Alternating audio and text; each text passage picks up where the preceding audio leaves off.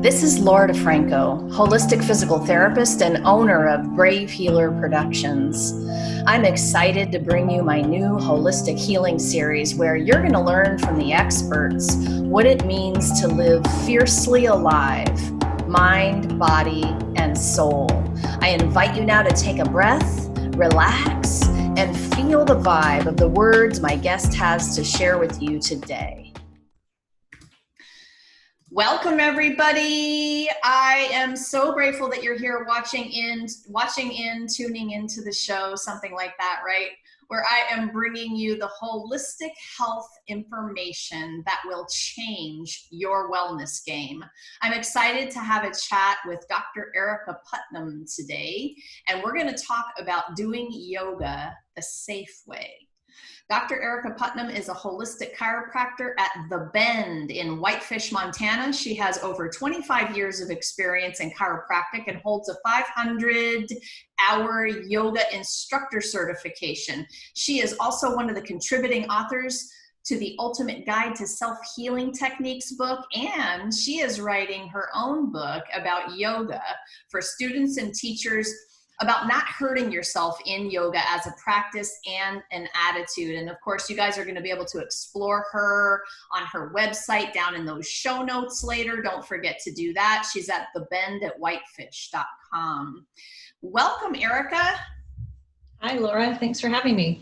I'm happy to have you here. I always love talking about this particular subject, and I loved getting to know you in the way that you blend your chiropractic education with the very mind, body, soul, and spirit practice of yoga. I think it's really a unique and awesome combination. So yoga should not be painful. Talk to me.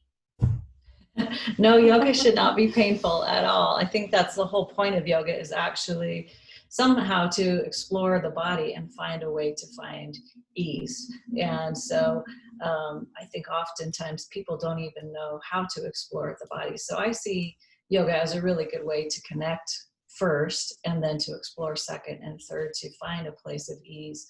And so that makes the practice very different for everyone. Sometimes it's more of a rehabilitation thing. Sometimes it's more prevention, and sometimes more it's just a lifestyle appreciation practice. So lots of things to do with yoga. Well, so what motivated you to start writing about yoga and pain? What was going on? Well, as a chiropractor who practices yoga, I have a yoga studio in my office. So it took me a long time to integrate the two, to really figure out how do I integrate the yoga into the chiropractic. And what I noticed and why I started doing it was because so often on a first visit, people will say to me, what exercises do I do? And really the timing on the first visit is not to give people exercises, really. Like if you're in pain and you just sprain something, you don't really need to go and start making that stronger that day. There's a healing that needs to happen first. So that question really stimulated me to figure out, how do I utilize yoga? Because it wasn't like, come get adjusted, go do yoga. It was, let's transition into a healthier space. And so I often start with just things like posture, just standing up straight, as a very first awareness. And then once people, if they're basically healing an injury, move them into some sort of yoga practice. And that depends on their entry point always, if they're really capable or very active or very sedentary. All changes. So it was really an integration process for me. So you're making me think that pretty much everybody needs this information. So is that true? Like, who needs to understand about this, and why do they need to understand about the connection here? There's a lot of people doing yoga. Yoga has been an interesting hot topic off and on, but mostly on for many years. So who needs to hear this?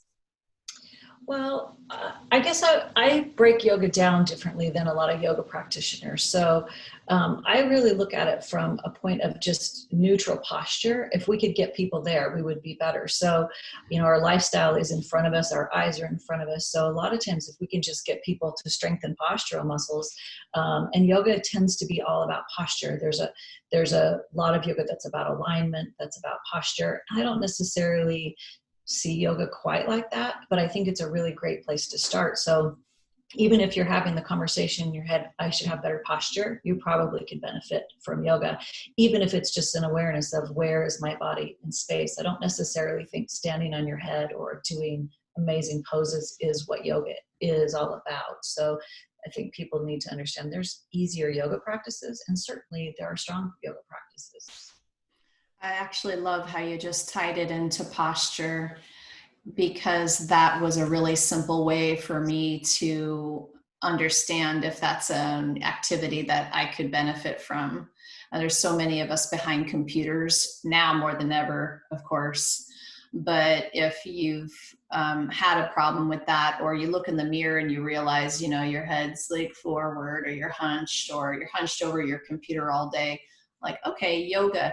But I guess in, you know, being the competitive athlete that I am, every time I would walk into a studio, it would be like I'd be in this room full of people, and my little competitive nature would come out, and I'd have to follow like everything she said, and all the way up to the hard stuff, right? And a lot of the times I wouldn't have the awareness to know if I was hurting myself, unless of course there was pain in the moment. Talk to me about that a little bit. Such a good point. So yeah, I have my own competitive nature too.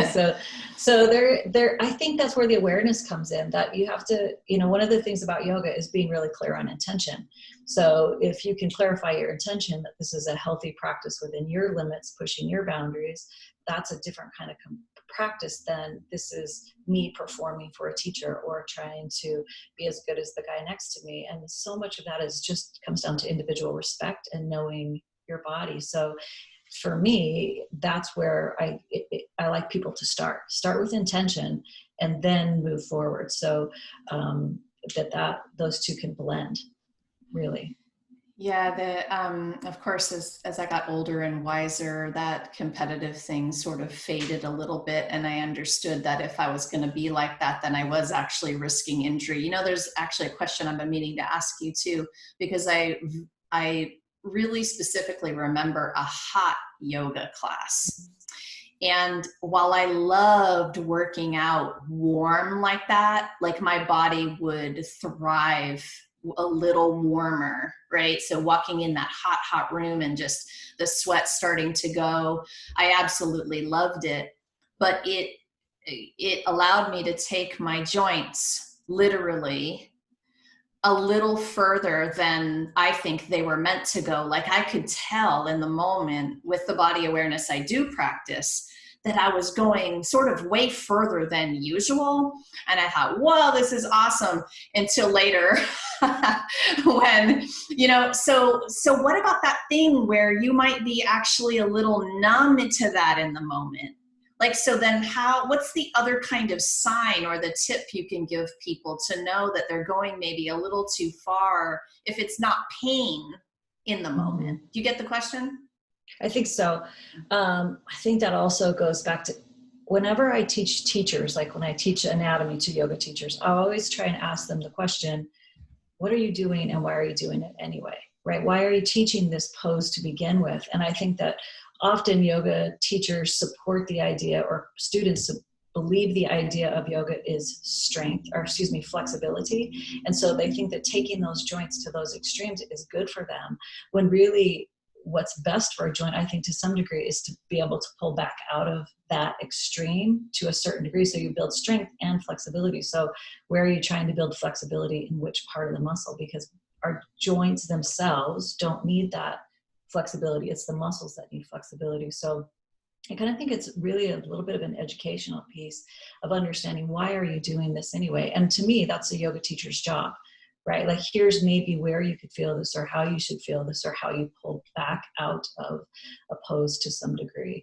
And it is a little bit of the competitiveness, and it is a little bit of that results orientation. Like, you know, why do we have to get to that edge to have a certain result? And is it the result we want? Those are great questions. Yeah, really great questions to ask yourself. So this leads perfectly into, how does your background as a chiropractor work with this? Why is that important? I mean, I think that that combo has got to be a magical combination for people. But talk to me about that. Well, this is at all ends of the spectrum because my practice is from little babies to old people to athletes to arthritis. So I had a patient here yesterday and she said to me, super fit. She said, what is the best pose for back pain? And I said, everybody's different. So, I often look at x-rays as kind of a guidance point, right? So somebody who has a ton of arthritis might not necessarily do a back bend, yet we might have a reason to get somebody into a back bend. So I don't think there is a best pose. I think that there is knowing enough about your body and where you want to go and why you want to do it that would get them there. But for me, a big part of that is really range of motion. What do you want to do, and how do we practice you that direction? Does that make sense? Yeah, it does. It's really not what's the best pose, it's what's the best pose for your body. Absolutely. And it's so important to have some of that information. Okay, so I'm going to jump a little bit on this next one. So here we are, and maybe we are that person that's got a fair amount of arthritis, or maybe we've had an injury that we're sort of recovering from, or an old nagging one even. So talk to me about that piece of it. Like, what if we already are kind of a little hurting? Can we do yoga? Well, I think one of the things that yoga has to offer that I love the most is stability. So I think it has a way to create awareness of the body, for one, and two, working those teeny tiny muscles that hold you in a good postural and safe position for arthritis. Because most people with the arthritis, with disc herniations, they're unstable in their spine, unstable in their joints, and it's because they don't necessarily move them correctly. So oftentimes, if you can get them doing things like sitting up straight, walking, bending well, then you really get to stabilize that arthritis. So it's more of a prevention in that case than it is really a healing, so to speak. Like people, I always tell them, you have what you have, so let's learn how to work with it rather than just stop this episode and wait for the next one to come. So that's how I see it. Yeah, and I think working with somebody who has a background that can understand that issue and all of aspects of that issue and keep you safe in those poses is really, really important. What's your take on one-on-one sessions with a practitioner versus a yoga class, and what's good for people in terms of injuries?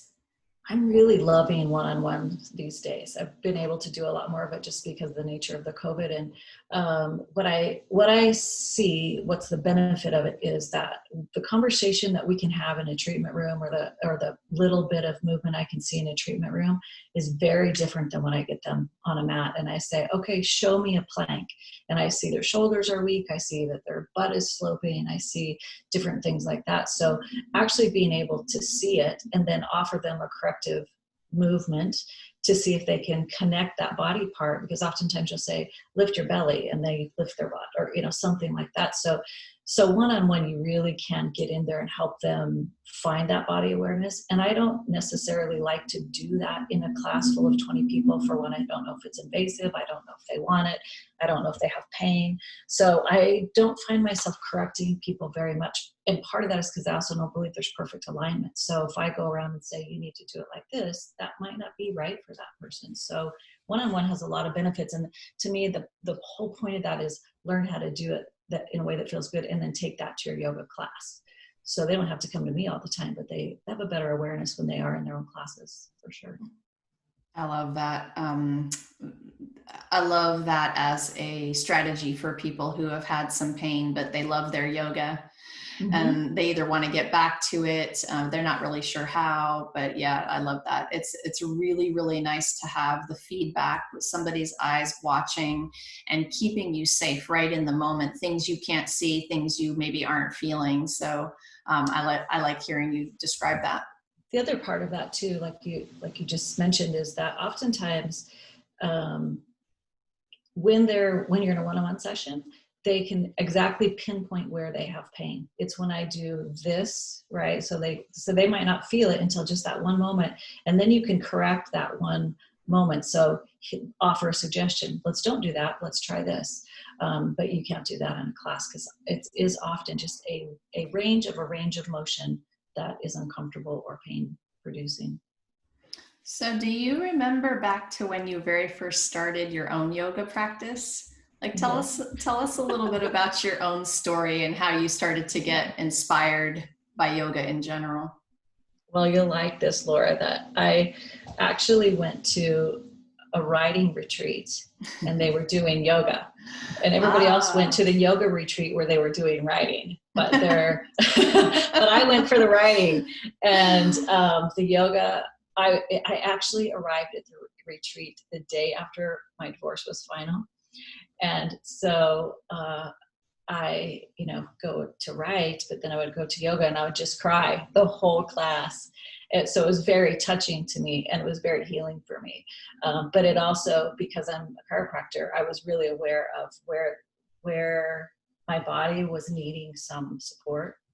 So it was one of those things that was so all encompassing that I just fell in love with. And I had a beautiful teacher at the same time. So I don't do anything very lightly. And I came back and signed up for a yoga teacher training. And I took one yoga class and became a yoga teacher because I could see the need and where I could fit that into my practice. And one of the things about my practice is I don't necessarily think you can just heal bodies. I think you have to heal people. And so oftentimes that means breaking through those emotional pieces with them. And yoga is a great entry point, even if it's just about awareness or intention or caring or self-care.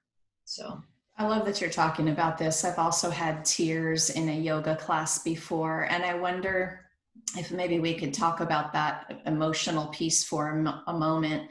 You're maybe in a pose, maybe you're feeling a certain thing, maybe the instructor has said something. I don't know what that is, but what is that? What is that? And all of a sudden you have a release that's not just physical, but it's all mind, body, soul. It's emotional release is something we talk about in my physical therapy and my fascial world a lot. How do you talk about it in your chiropractic world and how you mesh it with the yoga? It's such a big question. I know. I know. It's, I think it's an invitation always. And as a teacher, that's something I've had to learn to develop. And I sometimes just do it by asking them to look around, scan your physical body, scan your emotional body, scan your spiritual body. And then because I'm a writer, I think I don't write my yoga classes, but I have a place I want to go or where I want to take people. And so I'm pretty intentional with the words I use, but I try not to use very many words in yoga. I just want people to be in their space. So for me, it's a little bit about letting people have permission to feel what they're feeling when they're there. And often people are off or they're having a bad day or they're experiencing something. So if you just give them a place to experience it, you never know what touches them. Sometimes it's words, sometimes it's music, sometimes it's the person that they're practicing with. So I wish there was a formula to turn it on and turn it off. Like, we're going to have a healing practice today, but it doesn't really work like that for me as a student either. I think it actually speaks to your ability to hold a safe healing space for your students. And not every instructor can do that. And so, as I listened to your story about going to that class with that instructor, obviously she was able to hold that space for you that you felt comfortable enough to allow the emotion to bubble up and let go. I think it's so important that we talk about that process, because I have heard stories of people arriving in a class, and because that happens, they're like ashamed of it, or they want to close it back down, or like, oh my gosh, why am I crying in yoga class? But the more conversations we have about it, so that people understand that's a good thing, that's a normal thing, that's a thing that if it happens to you, hooray, Yeah, the resistance to it is what creates so much tension in the body, so it's like, wow, just let that stuff go and the body has a chance to also relax or release. But a lot of times people do want to just kind of push it down cover it up. And I think when I teach yoga, often I teach transition. So you move and then stabilize and then express, right? So to give them kind of that component of like, if it feels soft, it feels soft. If it feels strong, it feels strong. So if you're emotionally feeling weak, you can either allow that kind of weakness and feel it and then be, kind of taken with it, or you can practice strength, not against it necessarily, but like how do you find strength? One of my favorite teachers always kind of taught this class called Leap to Land. And it was so much fun because, on a mat, you would just jump to the front and you could jump softly. You could jump like powerful. I think about life, like how often do we need to take a risk? So for me, that class was just always about taking a risk. Like, we got to move forward. How are you going to do it? So I think you move the physical aspect into those emotional or thought aspects, and it can be fun. It doesn't have to be scary, but it's way less scary to jump forward on a mat than it is to buy a new house. Yes. So you practice. To me, yoga is a practice of some of those emotions. Yes, for sure. I love that comparison. Well, so it's also super great for prevention. Let's talk about that for a minute. What's, I know yoga is good for your whole body, your spine especially, but what about preventing injuries? Huge component of the yoga that for prevention, I think, is balance, because falling is so prevalent. And the other component is just knowing your limits. Like if you're, let's say, in a down dog, and we say, move your foot to the front of the mat. Can you take it all the way to the front, part way to the front? Where do you need strength or flexibility to do that? So it kind of lets you know what your limits are, and then how to grow into those better strong places. There's one more thing I was thinking about. Let's stick with limits for a second. So how is that helping me prevent an injury? Well, so the way I see it is that, let's say you're a hunter like I am, and you're walking along and you catch your foot this happened to me. I caught my foot on a bush that I ended up down a ravine with one leg up and one leg down. If I would have been a man who didn't do yoga, I probably would have torn my groin 8 miles back with a backpack. But because I do yoga, I was able to absorb the shock. I didn't tear anything. I didn't sprain anything. So I think one way is that flexibility. The more flexible you are, the better you absorb shock. So if you fall, you crash, you just don't have those injuries. And then the other component of that is you don't fall and crash as often. And if you do, you can kind of recover a little bit quicker because you've got the body awareness to do so. Yeah, that's a great example. The things of life that happen to you, you're going to be able to literally catch yourself because you can move your body in those ways, where somebody a little bit stiffer is going to tear something. Yep. Right. Yeah. And that's a simple way to put it. I think also there's a, what is it that I want to talk about? It's the awareness component. I've trained in the martial arts for 14 years. And because I found a mind-body sport, I started to understand that there was prevention in this mental aspect also. And, what was that for me? Well, it was just being the watcher of my thoughts and the feeler of my body, and that giant step backwards so that I could observe what was going on inside of me. I didn't have to react all the time. And so there is a mental prevention here too. Can you talk about that?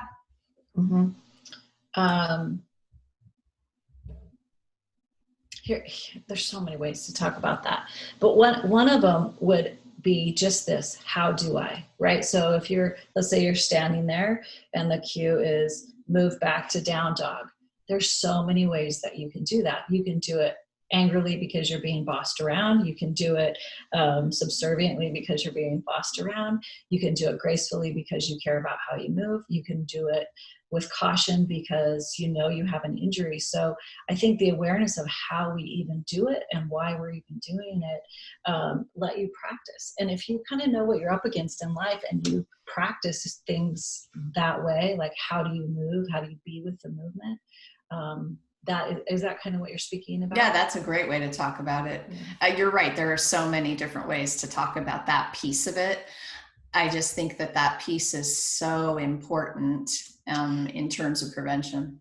This is the thing that I was going to say before that I'd forgotten was about you use the term, you didn't use the term, but the word would be proprioception, right? Where is your body in space? And that's often people don't know if their arm is forward or backwards or, where it is. So when I'm sure in martial arts, you have a target, you've got to be really precise with that. And I think yoga is maybe not so precise, but it certainly is an awareness of, is my arm where I think it is? So that's a really important thing, because if you're, something's coming at you and you're trying to deflect it and you're not used to doing that. Want to get kicked in the head is what's going to happen.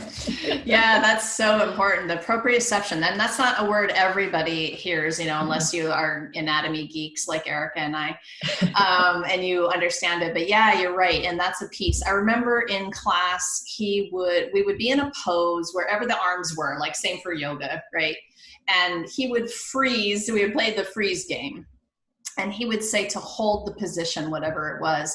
And then he would say, look at it, look at your hand, look at your elbow, look at your feet. And because some people needed the visual to be able to start to teach their own body the proprioception, because they weren't getting it normally, or they were getting an incorrect message, I guess is the way that I was thinking about it. Yes, super important. I love that. There's also in the yoga world a little bit of controversy, like mirrors or no mirrors. Yeah, same. Because the mirror is like, well, now I'm just going to judge, how is my face and my outfit and the size of my butt. Where, if there's no mirrors, or if there's mirrors, you could potentially see that better. So that's kind of addressing, is this an emotional practice or a physical practice, just by having a mirror present? That is so true. I never really talked to anyone else about the mirror thing. Of course, that was the same in classes, and we would practice in two different kinds of studios. One had mirrors and one did not. And a lot of the times we would go into the mirrored studio to do our testing in the martial arts. We do a testing for belt promotion. And oh my gosh, it would screw me up. Because then all of a sudden you're seeing something you're not used to seeing. And I had to almost make myself not look at it, because my brain wasn't used to that. And that's very, very interesting. Mirrors, of course, are used in rehab, stroke rehab, and all kinds of things like that. So you're writing this book, girl. Yes. Talk to me about that. How's that been? How's it going? When's it going to come out? All that good stuff. I'm getting pretty far along in it, actually. I guess what I am trying not to do is just write a complete how-to book with bullet points. And so what I've done is I have reached into my practice and reached into my yoga teaching and found stories that I think have value, so that there's real people. And I'm just trying to bring those to life and to bring the pieces of education with them. And I think a lot of it, my audience really is people who are new to yoga and maybe a little bit leery of why I should do this, especially people who would be, say, for example, in my practice where they have pain or they have reservation for some reason. And then the other way I think that will actually be utilized is with teachers in languaging and understanding, like, oh, maybe everyone shouldn't go into a back bend. Why would that be? Well, because if you looked at their x-ray, that might not be good for them. So there's a little bit of cross between the anatomy, the human spirit, and real life practice scenarios. So it's quite a challenge, but you're an incredible writer, and I love reading the scenes, especially the scenes that you write about being in the studio with your clients and what's going on between them, between you and them, and also in your own mind, the awareness that you're practicing. You're very